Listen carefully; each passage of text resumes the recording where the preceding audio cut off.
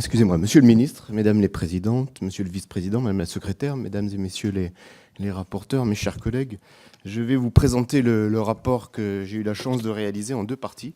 Une première partie qui va être consacrée à l'aspect, on va dire, budgétaire de la chose, les crédits, et l'autre va concerner l'aspect thématique.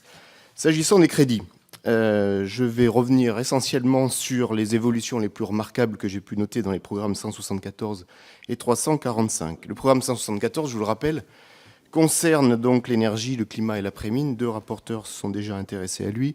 Et je voudrais signaler donc trois éléments, deux hausses et une baisse. Une hausse de crédit de 19% pour la qualité de l'air, la lutte contre le changement climatique. Le ministre nous a clairement expliqué l'enjeu principal de cette lutte contre la dégradation de la qualité de l'air.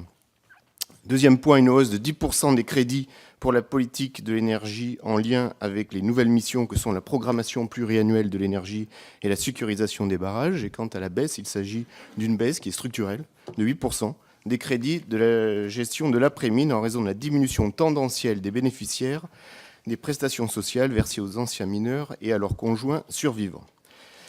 Pour le programme 345, qui concerne les charges de service public de l'énergie, j'insisterai sur le montant de ces charges qui s'élève à 7,9 milliards d'euros, en hausse de 17% par rapport à 2016, et pour des bonnes raisons, qui sont les raisons de poursuite d'un certain nombre d'ambitions, notamment la production d'énergie renouvelable électrique, l'augmentation de l'injection de biométhane, l'augmentation des crédits liés à la solidarité dans les zones interconnectées et les protections des consommateurs en situation de précarité énergétique.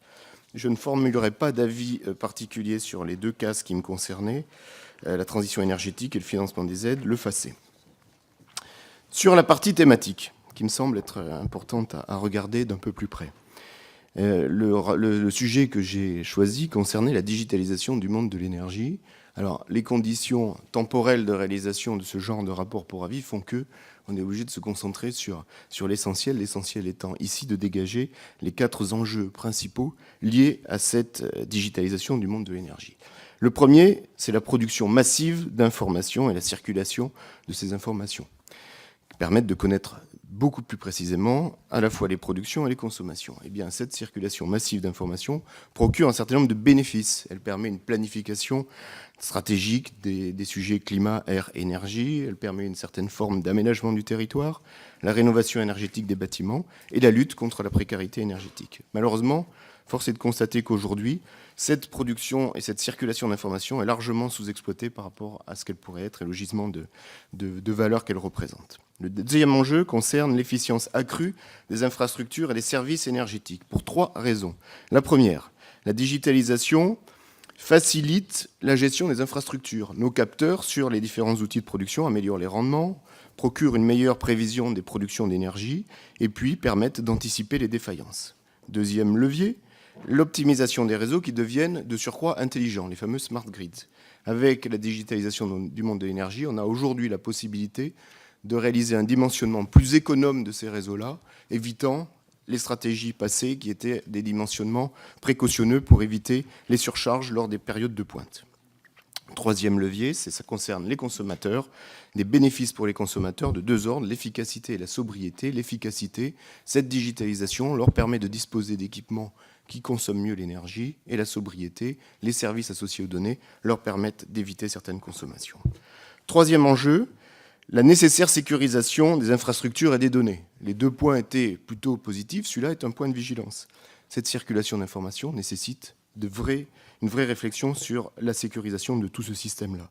Pour deux raisons, parce que les données individuelles peuvent susciter des convoitises, et puis la deuxième raison, c'est que nos infrastructures digitalisées, interconnectées, sont d'autant plus vulnérables à des attaques et à des cyberattaques, d'où cette nécessité de sécuriser l'ensemble du système.